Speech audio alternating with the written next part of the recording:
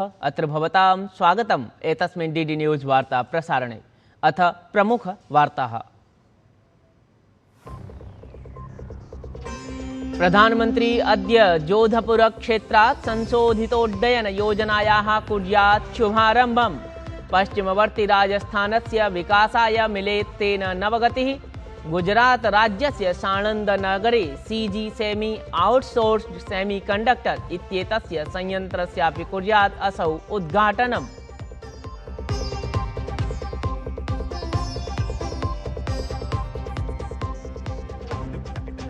प्रधानमंत्री नरेंद्र मोदी जुलाई मासस्य 6 दिनांकतः 11 दिनांकं यावत् इंडोनेशिया, ऑस्ट्रेलिया, न्यूजीलैंड इत्येतेषां देशानां यात्रायां स्यात्। महासागर विजन इत्येतस्मै अथ एक्ट ईस्ट इति नीतये मिलेत् नवीना गतिः। क्षेत्रीय सहयोगे अथ वैश्विक सहभागितायां भवेत् तत्र चर्चा।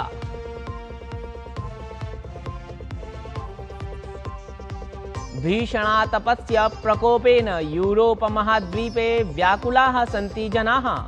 फ्रांस देशे अत्युष्णतायाः कारणेन 22 दिनांकतः 28 दिनांकं यावत् एतस्य विगतस्य जून मासस्य 22 दिनांकं यावत् भूयोपि 9,000-अधिकानां जनानां मृत्युरभवत्।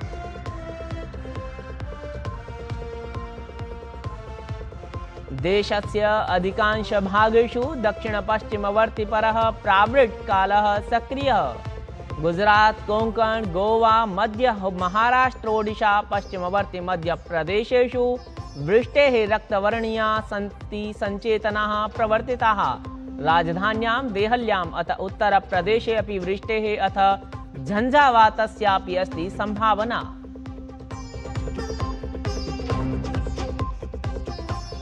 खेल प्रमुख वार्तासु भारत इंग्लैंड दलयोर्मिथः 20-20 इत्याख्यायाः प्रतियोगितायाः अद्य अस्ति द्वितीया स्पर्धा। प्रसिद्धस्य कन्दुकक्रीडकस्य जोफ्रा आर्चर इत्येतस्य अस्ति पुनरागमनं। विजयार्थं भवेत् तत्र तत्परता।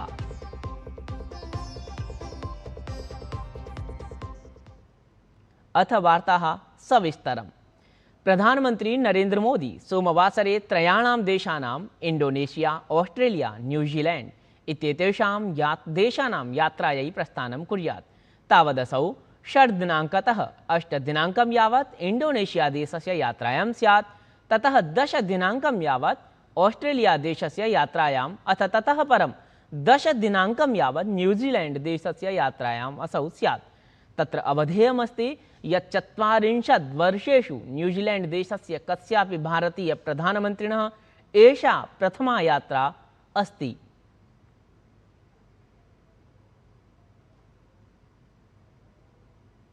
प्रधानमंत्री नरेंद्र मोदी शनिवासरे अर्थात् अद्य राजस्थान यात्रायां भवेत्, यत्रासौ अनेक महत्वपूर्ण विकास परियोजनानाम् आरम्भं कुर्यात्, तत्र उपायनी कुर्यात्। परियोजनासु संशोधितायाः उड्डयन योजनायाः शुभारम्भः, जोधपुरस्य विमानपत्तनस्य नवीनस्य सीमान्तक्षेत्रस्य उद्घाटनं, पचपदरा नगरे देशस्य प्रथमस्य ग्रीनफील्ड इंटीग्रेटेड रिफाइनरी कम पेट्रीकेमिकल कॉम्प्लेक्स इत्येतस्य च लोकार्पणं सम्मिलितमस्ति। आभिः परियोजनाभिः ऊर्जा सुरक्षा दृढ़ा भवेत्, औद्योगिक विकासाय गतिर्लभेत, वृत्त्यवसराणां च नवीनाः अवसराः अपि सृष्टाः स्युः।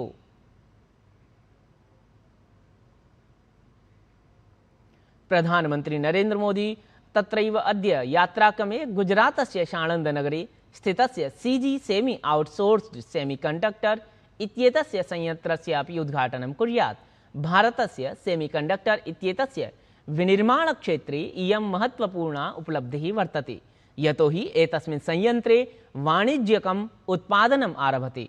इयं परियोजना इंडिया सेमीकंडक्टर मिशन इत्येतस्य अभियानस्य अन्तर्गतं स्वीकृतासु प्रथमासु 4 परियोजनासु अस्ति, या 75 कोटि रूप्यकराशेः अधिकव्ययेन विकसिता अस्ति।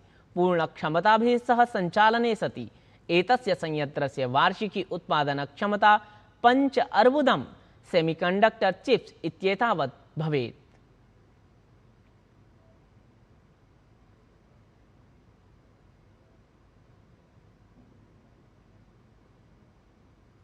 उपराष्ट्रपतिः CP राधाकृष्णन्वर्यः उपराष्ट्रपतिभवने सञ्जातस्य MP लीड फेलोशिप इत्येतस्य 40 संख्याकैः प्रतिभागिभिः साकं संवादं साधितवान्। असौ अकथयत् यत् नेतृत्वस्य समुचितमापदण्डः अधिकारः नैव अस्ति, प्रत्युत सेवाकर्तव्यनिष्ठा अथ करुणा सन्ति। उपराष्ट्रपतिः अग्रे अपि भृशं न्यवेदयत्, कथितवान् यत् भारतम् एकमासीत्, भारतं सर्वदा एकमेव स्थास्यति। अत्रावसरे अनेन प्रोक्तं यत् 5,000-अधिकेषु आवेदकेषु चितेषु 40 प्रतिभागिषु 62% यावत् महिलाः एव सन्ति, याः देशस्य विभिन्नक्षेत्राणां प्रतिनिधित्वं कुर्वन्ति।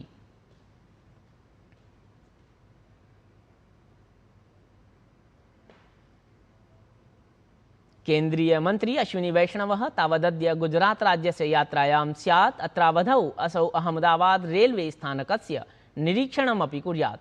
तदनु असौ असारवा रेलवे स्थानकं प्रत्यपि गच्छेत्। एतस्य अनन्तरं CG सेमी ओसेट फैसिलिटी इत्येतस्य उद्घाटनस्य समारोहे अपि असौ सहभागितां कुर्यात्।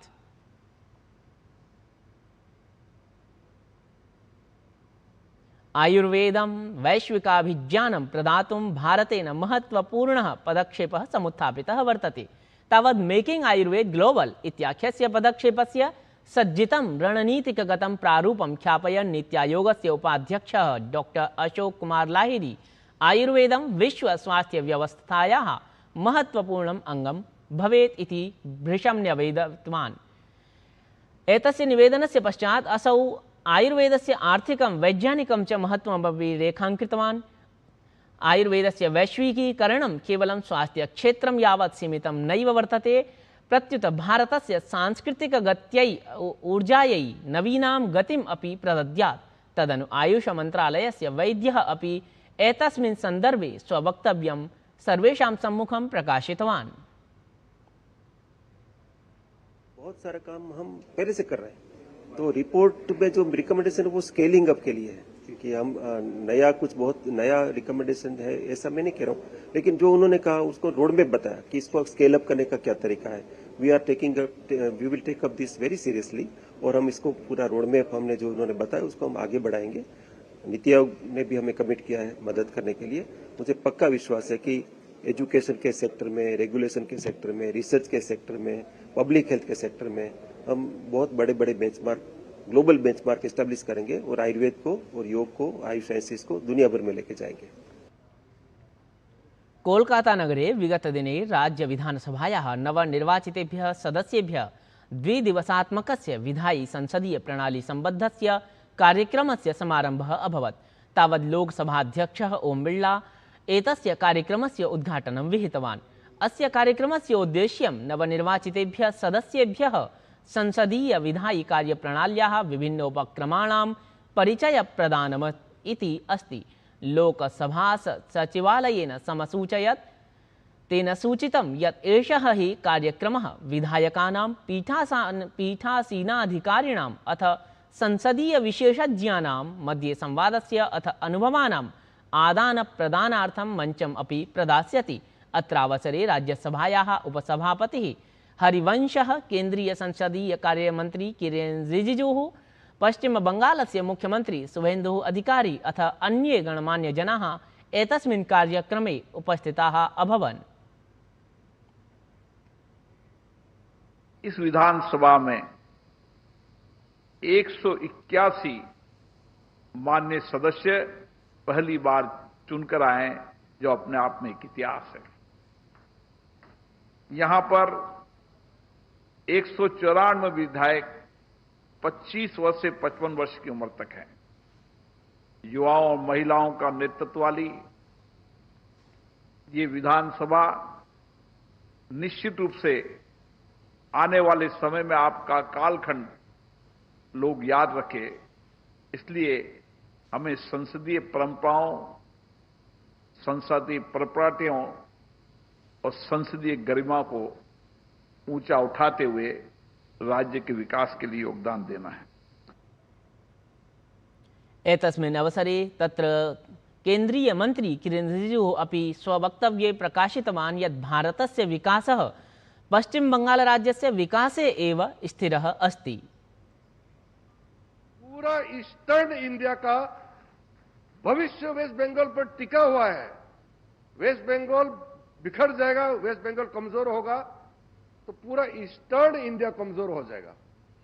इसलिए अभी डिप्टी चेयरमैन साहब ने कहा शुभेंदु अधिकारी जी अच्छा काम कर रहा है। मैं तो भगवान से मैं प्रार्थना करता हूं कि शुभेंदु अधिकारी जी के नेतृत्व में वेस्ट बंगाल तरक्की करे और पूरा ईस्टर्न इंडिया को आगे ले जाए और विकसित भारत का बहुत बड़ा इंजन बने। भाजपा दलस्य प्रवक्ता सुधांशु त्रिवेदी SIR अर्थात विशेष गहन पुनरीक्षणम् आश्रित्य विपक्षिदलैः उच्चतम न्यायालयाय लिखिते पत्रे कठोरवचोभिः प्रहरितवान्। तत्र तेन उदीरितं यत् SIR इत्येतद् विभिन्न न्यायालयैः वैधानिकं विधिसम्मतं च मतमस्ति। निर्वाचनायोगेन च काले काले ईदृशी प्रक्रिया अंगीकृताः सन्ति। अथ तेन एतदपि आक्षिप्तं यत् विपक्षिदलानि संवैधानिकाधारेण किमपि दृढं प्रकरणं न्यायालयस्य पुरतः प्रकाशने विफलानि सन्ति। एतेन तेषां मानसिके इष्टे भावे प्रश्नः जायते।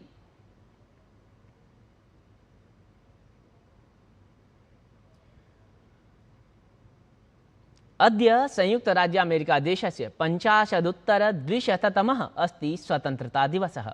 67-17-तमाब्दे स्वतन्त्रतां सम्प्राप्य संयुक्त राज्य अमेरिका देशः स्थापितः अभवत्। एतस्मिन् ऐतिहासिके अवसरे देशे तत्र विभिन्न कार्यक्रमाणाम् आयोजनं विहितम्। अमेरिका 250 इत्येतस्याः परियोजनायाः अन्तर्गतं तत्र अनेकानि राष्ट्रीय स्थानीयानि च आयोजनानि अभवन्। ऋतुविज्ञान विभागेन श्वः यावत् गुजरात, कोंकण, गोवा, मध्य महाराष्ट्र, ओडिशा, पश्चिमवर्ती मध्यप्रदेशेषु अनारतायै वृष्टये रक्तवर्णीया संचेतना प्रकाशिता अस्ति। विभागेन तावत् छत्तीसगढ़, पूर्वीय मध्यप्रदेशोत्तरप्रदेश, विदर्भ क्षेत्रेषु झंझावातस्य अथ वृष्टेरपि भविष्यवाणी कृता अस्ति। संचेतना प्रकाशिता अस्ति। भीषणातपस्य प्रकोपेन यूरोप महाद्वीपे व्याकुलाः सन्ति जनाः। फ्रांस देशे महाकोपेन उष्णतायाः महाकोपेन जून मासस्य 22 दिनाङ्कतः 28 दिनाङ्कं यावत् भूयोपि 9,000-अधिकानां जनानां मृत्युरभवत्। इत्येवमस्ति दुःखावही सूचना। खेलवार्तासु भारत इंग्लैंड दलयोर्मिथः 20-20 प्रतियोगितायाः अद्य द्वितीया स्पर्धा अस्ति। तावत् इंग्लैंड दलस्य प्रसिद्धस्य कन्दुकक्रीडकस्य जोफ्रा आर्चर इत्येतस्यापि तत्र पुनरागमनम् अभवत्। एतेन तत्र भारतीय समयानुसारं सायं 7 वादनात् इयं क्रीडा प्रसारिता स्यात्। एतद्वार्ता संस्करणम् इदानीं सम्पद्यते। अभिनवाभिर्वार्ताभिः सह वयं पुनः उपस्थास्यामः। तावत् मङ्गलं भूयात्।